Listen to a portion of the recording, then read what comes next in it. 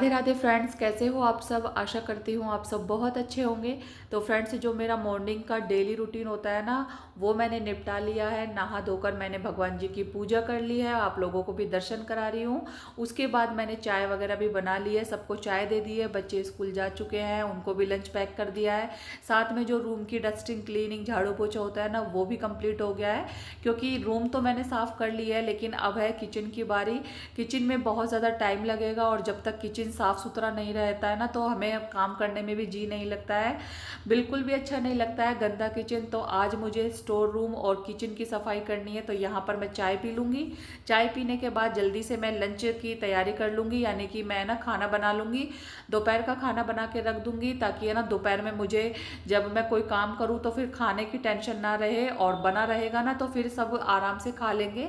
तो यहाँ पर मैं तोरई की सब्जी बना रही हूँ, और देखिए तोरई में मैंने प्याज डालकर तोरई डाल दिए, फिर मिर्च मसाले डालकर और अच्छे से मिला दिया है। साथ में अब मैं टमाटर भी ऐड कर दूंगी और ढककर छोड़ दूंगी। तोरई तो बहुत फटाफट से बन जाती है।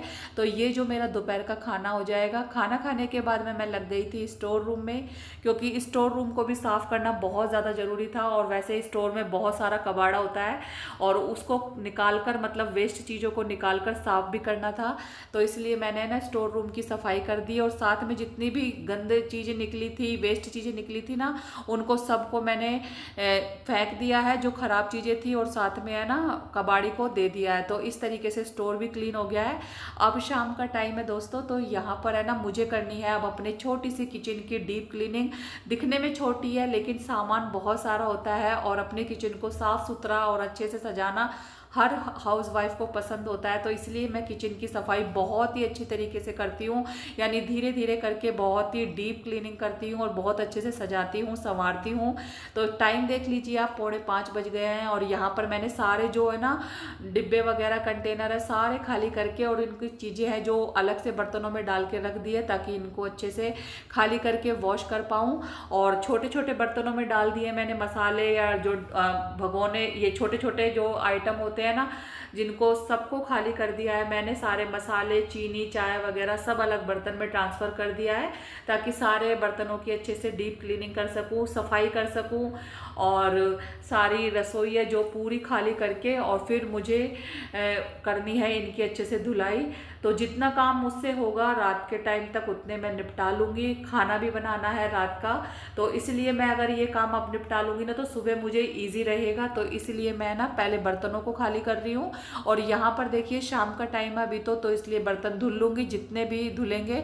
जहाँ तक कोशिश रहेगी आज किचन के जो सारे बर्तन हैं और डिब्बे वगैरह है, सारी चीज़ें मैं क्लीन करके ही मतलब रख दूँगी, ताकि है ना अच्छे से ये सूख जाएंगे। तो यहाँ पर मेरे डिब्बे वगैरह हैं जो सारे, मैं अच्छे से इनको धो लूँगी।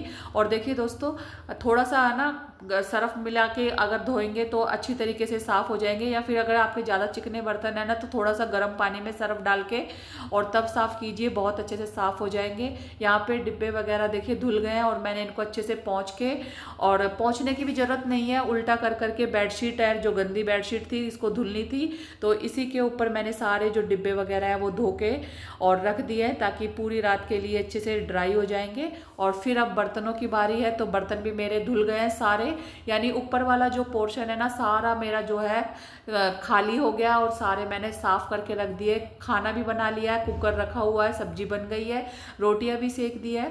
और इस तरीके से मैंने अपने जो किचन के सारे बर्तन वगैरह है, डिब्बे वगैरह है, सब कुछ धोकर, और देखिए यहाँ पर सारी चीज़ें लगा दी है। और आप देख सकते हो, देखने में तो किचन में ऐसा लगता ही नहीं है कि कुछ सामान भी है, लेकिन जब इसको खाली करते हैं ना, तो बहुत सारा सामान निकलता है।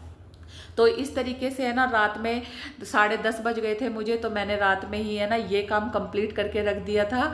और अब सुबह का टाइम है, तो मॉर्निंग के टाइम में है ना बस बच्चों को नाश्ता दिया, स्कूल के लिए तैयार किया, और उसके बाद है ना चाय पीने के बाद बिना नहाए धोए मैं लग गई हूँ किचन में। क्योंकि जब तक किचन साफ़ नहीं होगा तो कुछ काम भी नहीं आगे बढ़ेगा, ना ही है ना कोई सामान टाइम से मिलेगा। जो बर्तन में खाली करके रखे थे मैंने, चीनी वगैरह, ये सब कुछ बार बार में मुझे लानी पड़ रही थी, तो इसलिए मैंने सोचा कि सबसे पहले मैं इसको निपटा लेती हूँ, क्योंकि इसकी जो क्लीनिंग है वो होनी बहुत ही ज़्यादा ज़रूरी है। किचन साफ़ रहेगा और अरेंज हो जाएगा ना, तो फिर टेंशन ख़त्म हो जाएगी। तो यहाँ पर मैं अच्छी तरीके से रगड़ रगड़ कर साफ़ कर रही हूँ। और थोड़ा सा है ना, चाहे हम कितना भी साफ़ करके रखें, लेकिन दिवाली पर जब तक अच्छे से सफाई नहीं होती, जब तक अच्छे से रगड़ कर साफ़ नहीं करते हैं, या धूल मिट्टी हो चाहे चिपचिपाहट हो, अच्छी तरीके से हम हर एक कोने की सफाई करते हैं और अच्छी तरीके से साफ़ करके और तब जाकर अपने काम को आगे बढ़ाते हैं। दिवाली की सफाई का मतलब ही यही होता है कि हर कोने की बहुत ही अच्छी तरीके से बारीकी से सफाई करें। तो यहाँ पर देखिए, जो ये मैट लगे हुए थे ना मेरे, ये रैगज़ीन लगी हुई है, ये बस मैंने खाली है ना ओपन रसोई बना के रखी हुई है, बस काम चलाने वाली। लेकिन मुझे ये बहुत ही ज़्यादा प्यारी लगती है, क्योंकि मैंने बहुत अच्छी तरीके से छोटी सी किचन को भी बहुत ही अच्छा सा लुक देने की कोशिश की है और सारी चीज़ें इस तरीके से अरेंज की है। तो यहाँ पर ग्लास की जो सेल्फ लगी हुई है ना, इन पर मैं अपने सारे कंटेनर रखती हूँ और देखने में भी बहुत ही अच्छी लगती है। क्योंकि देखिए, हाउसवाइफ का काम ही यही होता है कि हर चीज़ों को बहुत ही अच्छी तरीके से सजाए, कम बजट में अपने घर को चलाने की कोशिश करे।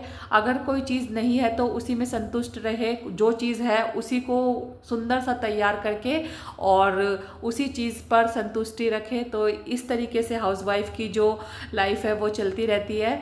और तो फ्रेंड्स, अब मैं करूँगी किचन स्लैब को क्लीन। यहाँ पर मैंने स्क्रबर ले लिया है, साथ में मैंने ना थोड़ा सा सर्फ डालकर पानी ले लिया है, इससे बहुत जल्दी साफ़ हो जाएगा। और ये पहले जो मेरा किचन का जो स्लैब था ये सीमेंट का था, लेकिन मैंने इस पर है ना रैगज़ीन जो चिपका दी है, जिससे कि इसका लुक बिल्कुल टाइल वाला लग रहा है। और बहुत ही कम बजट में इसका मेकओवर किया था। पहले बिल्कुल भी अच्छा नहीं लगता था, बहुत ही ज़्यादा ख़राब हो गई थी वो जो स्लैब है मेरी। और साथ में जो दीवारें हैं ना, इनको भी मैंने आधा इस रैगज़ीन से कवर कर दिया है। बहुत कम बजट में ये ना बहुत ही अच्छा सा मेकओवर हो गया है। थोड़ा सा सफाई करने में ज़्यादा टाइम लगता है, क्योंकि वाइट कलर है ना, तो इसको क्लीन रखना होता है। सफ़ेद चीज़ें होती है बहुत जल्दी गंदी हो जाती है, तो इसलिए इसको थोड़ा सा साफ़ करने की ज़रूरत रहती है, वरना बहुत ही अच्छा सा लुक आता है इसका। तो इस तरीके से ना साफ़ करने के बाद में मैंने अब गीला टॉवल ले लिया और उससे अच्छी तरीके से इसको साफ़ कर दूंगी, क्योंकि जो निशान वगैरह है ना वो गीले कपड़े से अच्छी तरीके से साफ़ हो जाएंगे। और फिर उसके बाद में मैं सूखा टॉवल लेकर और पूरी किचन को साफ़ कर दूंगी। तो इसमें मेहनत तो बहुत ज़्यादा लगती है किचन में, क्योंकि किचन में हमारा पूरा दिन निकल जाता है। और जब किचन ही अच्छी साफ़ सुथरी रहेगी ना, तब हमें इसमें काम करने में भी बहुत ही अच्छा लगेगा। गंदी किचन होती है तो बिल्कुल भी मन नहीं करता है। रसोई घर जो होते हैं ना, उसमें हम खाना बनाते हैं, पूरी दिनचर्या इसी में निकल जाती है। तो इसको बहुत अच्छी तरीके से साफ़ करना भी ज़रूरी होता है। तो यहाँ पर देखिए, सूखे कपड़े से मैं पूरी किचन को साफ़ कर लूँगी। और तो देखिए फ्रेंड्स, इतनी मेहनत के बाद मेरी किचन है बहुत ही बढ़िया तरीके से चमक गई है। और यहाँ पर देखिए निशान लगा हुआ है, जो कि गैस का लग गया था, जल गई थी यहाँ से, तो ये क्लीन नहीं हुआ है। बाकी की सारी चीज़ें रगड़ रगड़ के मैंने चमका दी है। फाइनली रिजल्ट आपको दिखा रही हूँ कि जो ऊपर वाला पोर्शन है ये मेरा नीट एंड क्लीन हो गया है। और अब नीचे वाली जो अलमीरा बनी हुई है उनकी बारी है, तो उनको मुझे धोना है अच्छी तरीके से। तो यहाँ पर है ना बहुत ही बढ़िया लग रहा है मुझे। और किसी काम को करने में चाहे टाइम लग जाए, लेकिन उसके बाद जो उसका रिजल्ट आता है ना, वो बहुत ही अच्छा आता है। और मन खुश भी हो जाता है कि हमारी इतनी मेहनत के बाद हमारा घर इतने अच्छे से साफ़ हो गया है। तो अब देखिए यहाँ पर दोस्तों, ये जो है ना मेरी अलमीरा है, जो कि मैं सामान को अरेंज करने में यूज़ करती हूँ। और इसमें कोई कैबिनेट की तरह इनको नहीं बनाया हुआ है, और ऐसे ही ओपन है ये। तो इसमें मैं पर्दे लगा के रखती हूँ, ताकि जितनी भी चीज़ें मैं इनमें रखूँ ना, तो वो देखने में अच्छी लगे पर्दों की वजह से। अगर पर्दे ना लगाऊँ तो मुझे बिल्कुल भी अच्छा नहीं लगता है, क्योंकि सारी चीज़ें अजीब सी लगती है। और इस तरीके से मैं इसको है ना पाइप से धो लूँगी और फिर उसको सूखने के लिए छोड़ दूँगी।